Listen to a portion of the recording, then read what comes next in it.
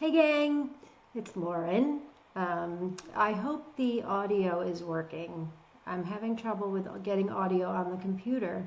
So if anybody's watching this and wants to give me like a thumbs up or something about the gratitude or the audio working, that would be totally cool. So anyway, yeah, I'm Lauren, and I am the founder and whatever of Gratitude Addict, which is a web page. It's a lot of things, actually. I'm working on a book. For those of you that are joining me, I'll just sum up really quick who I am. I am somebody in long-term recovery, and gratitude's become a really big part of my life. I also live with chronic pain. I live with lupus and fibromyalgia, which obviously is tricky, and that's kind of the basis of what the tips I'm going to give you tonight is how I get through the day and remain grateful while dealing with this, pain, which is a pain, no, needless to say.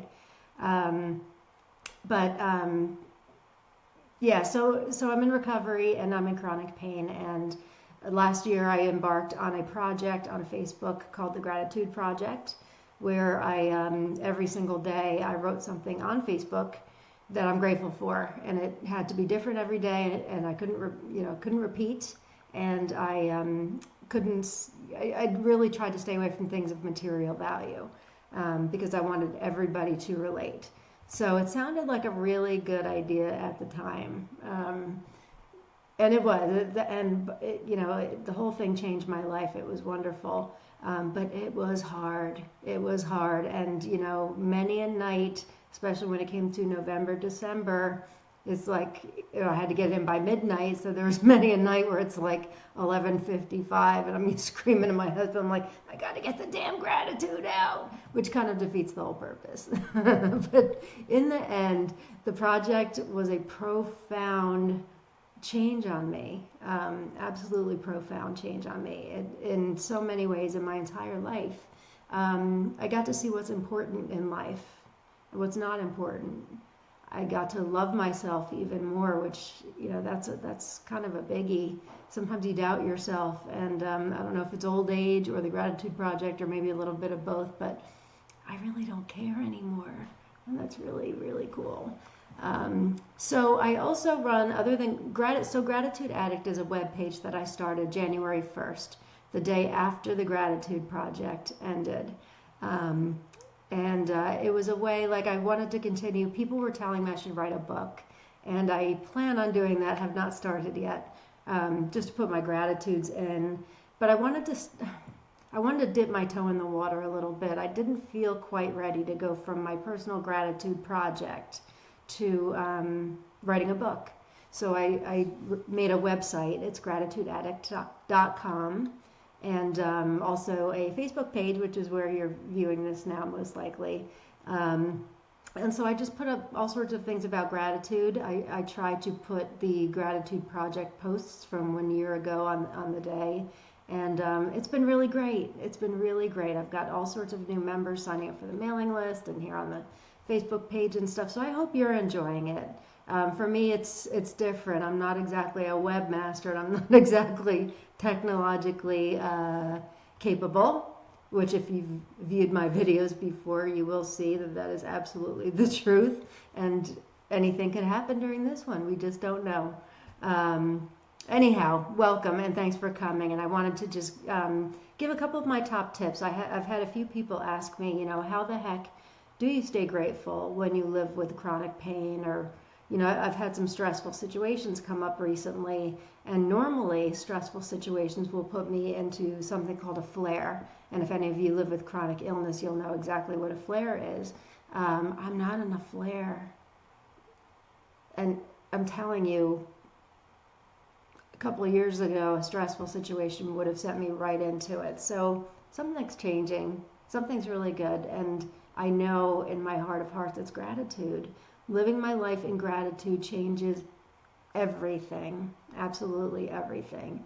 So I just want to try to help you guys do it too, and see how good life is. And it's not always easy when we've got struggles. I've got chronic pain, but there's also other struggles. It could be financial. You could live with depression.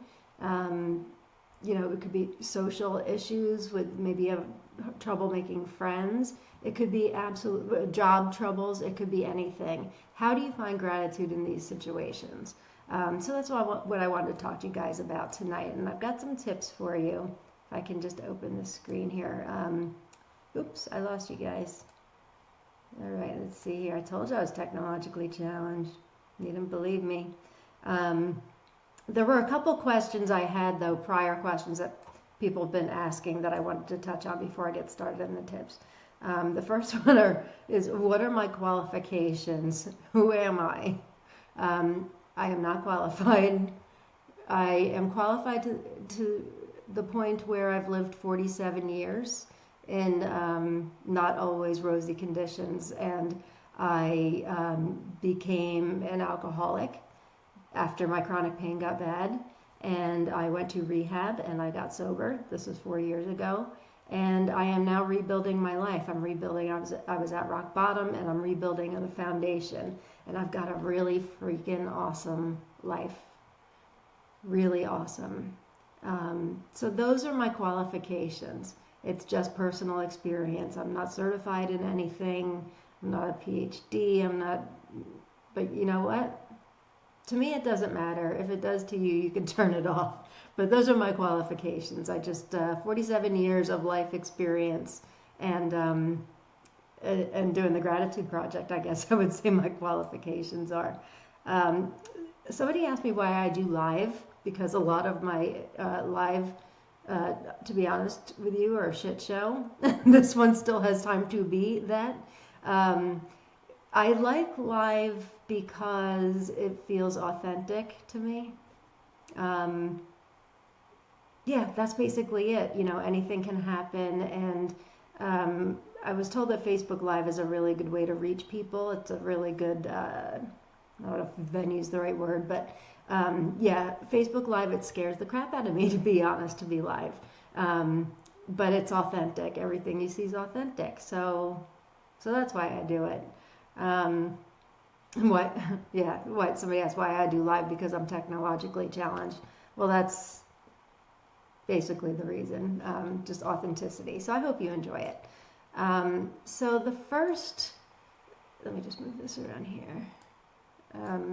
The first tip I have for you guys is kind of a biggie as far as how to stay grateful during hard situations. It's a biggie, and the first one is stop complaining. Not easy, right? It's not. Why do we want to complain? I'm not sure. I've looked into this issue many times. I don't think I mentioned my other group. I run another group which I've had for 2.5 years called Attitude of Gratitude with Chronic Pain. And we have 2,000 people in there who have committed to trying to live a life of gratitude, and the rules are very strict. There's no complaining. 2,000.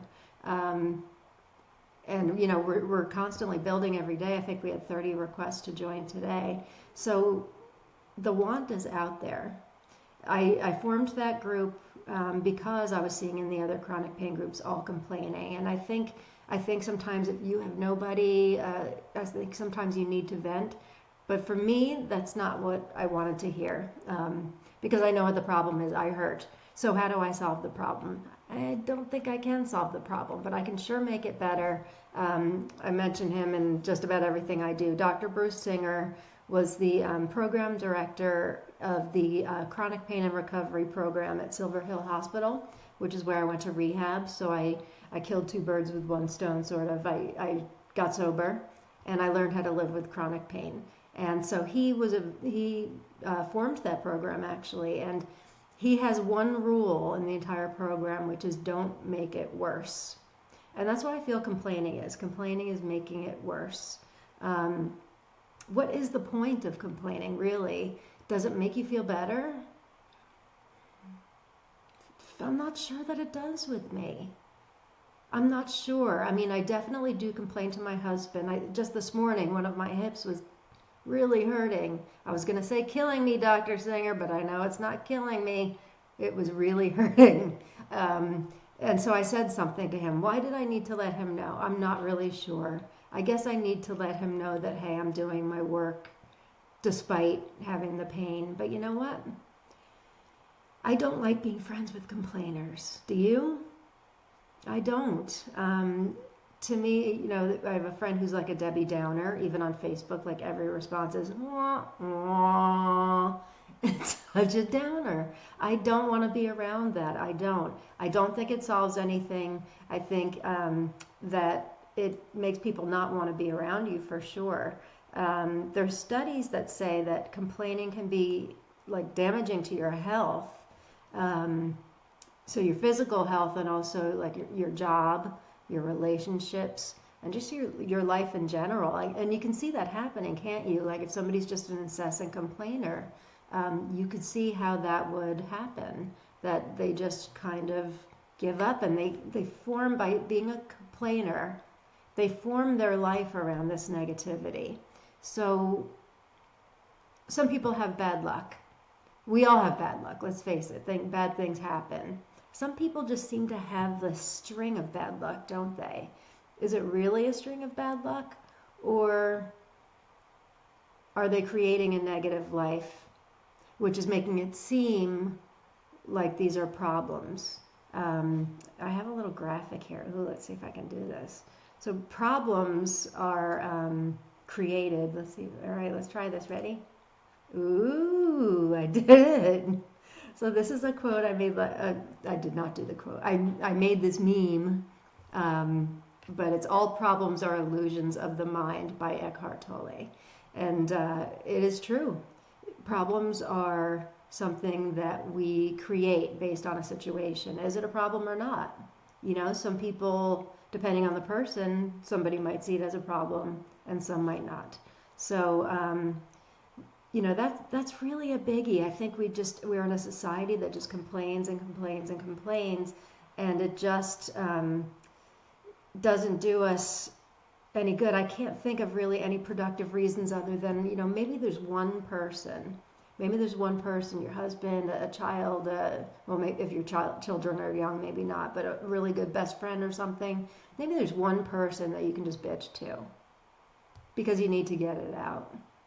Do you need to bitch to everybody? I don't think so. I don't think so, because it doesn't solve anything. Like I said, you're going to lose the friend possibly, or they're not going to want to spend as much time with you.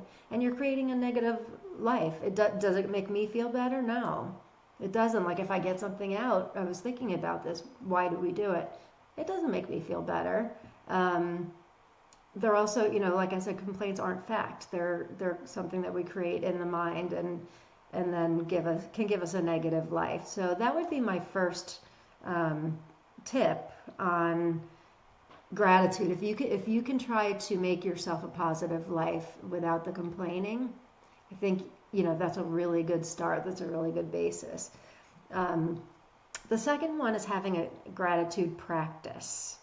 Now, having gratitude and having a gratitude practice are two completely different things. A gratitude practice is something that you do hopefully on a daily basis. That's what I found for me. That's what the gratitude project was last year, was a gratitude practice, because I committed every day I had to do it. And I felt that I did get a following actually, and people were saying that they, not count on it, well, maybe they did. People loved it because they were having trouble finding it in their own lives. So that was my gratitude practice. My latest one, it's a little silly, but it's fun. So I'm not, even though I'm good at computer generated stuff, and Elaine Schenkel, she won't let me say I'm a bad artist, so I'm going to say that. Computer generated stuff, I'm getting very artistic. Drawing, I am not. But I've wanted to learn this doodle art thing that's so hot right now. So I am doing that through Pinterest. So I made this. Can we see this? Oh yeah. Ooh. Grateful. See that? It's all little doodles. That's the AA symbol. Oops. Sorry. See? Technologically challenged. A heart. So what my plan is to put something on there every night before I go to bed that I'm grateful for. Kind of cool and different. There's obvious other things you can do online like I did. You can commit to doing something online every day, once a week, once a month. I know a couple of people that are doing it now, not necessarily daily, but man, I love it because I love seeing gratitude through somebody else's eyes. And if you do it, they will too. I really, really feel strongly that sharing your gratitude makes that gratitude even stronger. Um, Keeping it inside is it's great. You know, I mean, having that gratitude, and I think gratitude is, gosh, it's more than a feeling. It's like a being of some sort. It goes into your bone marrow. It just is. You know, feeling that gratitude is such a gift. Sharing it with somebody not only helps you, it helps them. Um, there's a journal, which a lot of people do that's really hot right now, gratitude journals. You can commit to writing in the journal every single day one thing that you're grateful for. And then Robert Emmons, who is the leading expert, so to speak, on gratitude, he likes to take it a step further. Well, first of all, he says to do 3 things a day.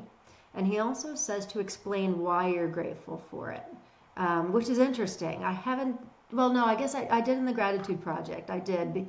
In the beginning, I would just put up like a meme and what I'm grateful for and be like, get out of there. Because I was nervous. I didn't feel comfortable with writing at that point. And, you know, now look at me, I'm like on video.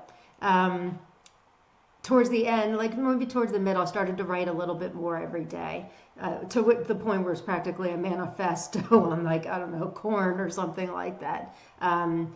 I loved it, and people loved it too. It was shocking. So there's a lot of different ways you can have a gratitude practice. And if you Google gratitude practice, you'll find a lot of other ways too.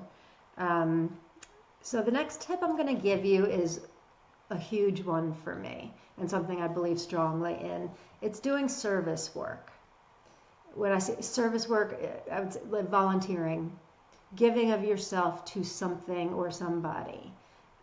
The reason why I think this is good for gratitude is because it gets you out of yourself.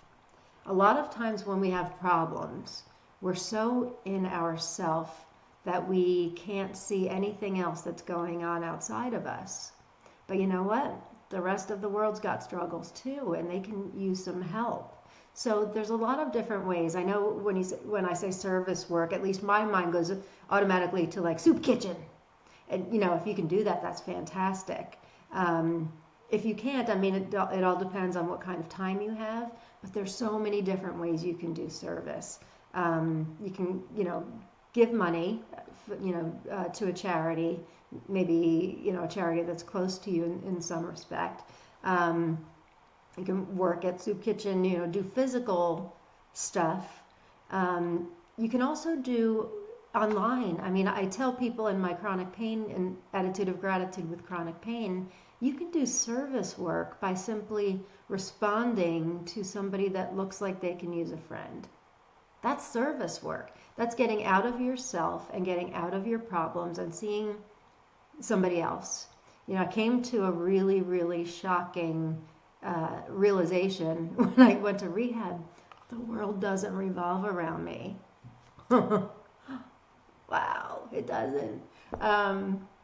So getting out of yourself is really, really, I think sometimes we often say in my fellowship, my 12-step fellowship, that if we all put our problems in a basket and mix them all up and we could take one out, we'd probably still take our own problems, which is kind of funny and very true, I find. But realizing that there's others with problems and just forgetting about yours for a while is really big with gratitude. I feel very strongly about it. You know, obviously I've started pages and all that. I love helping people. I got the most beautiful text from, oh gosh, I should really give her a shout out if she's here. You know, sometimes I start to doubt myself if the work that I do, you know, is doing anything, and I know it is. I'm just being silly. Oh gosh, I should have saved it. Oh yeah, here it is. Okay. I posted this funny picture, which you're going to see in a minute. Let's see. Oh, shoot.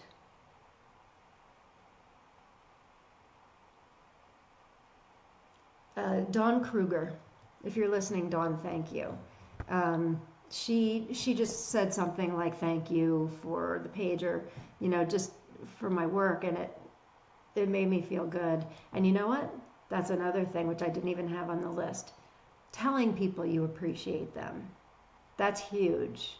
I had this issue with somebody I'm close to recently who didn't feel appreciated by the woman whose life's work is on showing appreciation. I guess I forgot to do it to the people that I love the most. Um, your waiter at a restaurant, tell them what a great job they did. Your friends, how much they mean to you. My close friends know that I'm quite a mush. Um, that gets you out of yourself also. It takes you out of your problems. Um, and then the last thing I have another picture thing. Let's see if this works. Is being silly. All right, how do I be silly? Let's see what I got here. That's scene. No scene 4. Let's see if this is it. Oop, wait, there's something. Here we go. So these are a bunch of pictures of me being silly. This one, I don't know if you can even see my mouse on here, but the one with the crazy hair up in the top left was me today, getting the unnatural grays taken out and the natural blonde put back in. A couple of years ago, taking a picture of that would have horrified, or taking a picture of that and posting it would have been horrifying. I don't care. And I was telling somebody today, I don't know if that's because of my gratitude practice or age. I don't know. Being 47, I don't know. But it's funny and it's kind of freeing. I think, the whole world out there is everybody's trying to be perfect. There's no such thing as perfect. I love when people show their human side and their imperfect imperfections. Yeah. So next to that foil one is me in the hospital from, I think that one was from June. That headband's actually headphones that I listen to. They're sleep phones. You can sleep in them. It's like fleece. Goofy. I want to point out the one in the bottom right. Those are my homies. And homies, if you are watching, I'll blow it up. These girls I get to be silly with every single day. Oop. See, I told you anything. Let's move this. These girls I get to be silly with every single day. And we range in age from, I believe, 24. And then, today I was the oldest one at 47. All right, this is not working. See, this is the good thing about watching my live shows. They're frustrating because you don't know what the heck I'm looking at. All right, these are my girls. I think we're missing a couple that have to work, unfortunately. Imagine that. We went out to lunch today, and I just laugh. Our conversations are ridiculous. The funny, the laughs, having laughs and being silly. Oh, God. I just find it. I come home, and even if I'm in pain, which I was today, it makes me feel better. It does, emotionally and physically sometimes. So I'll go through. Man, everything's purple. You can tell I like purple. The one in the top center is me. I dyed my hair purple last year. I had it really dyed my hair purple. I had it there for 3 months, thanks to my friend and hairdresser Kim. Hi Kim. It was in support of a friend who had cancer, and also it's lupus awareness colors, which is what I have. So it scared the crap out of me. It was one of the scariest things I've ever done. But man, I got so many conversations started through that, and it was fun. It was really, really freeing. The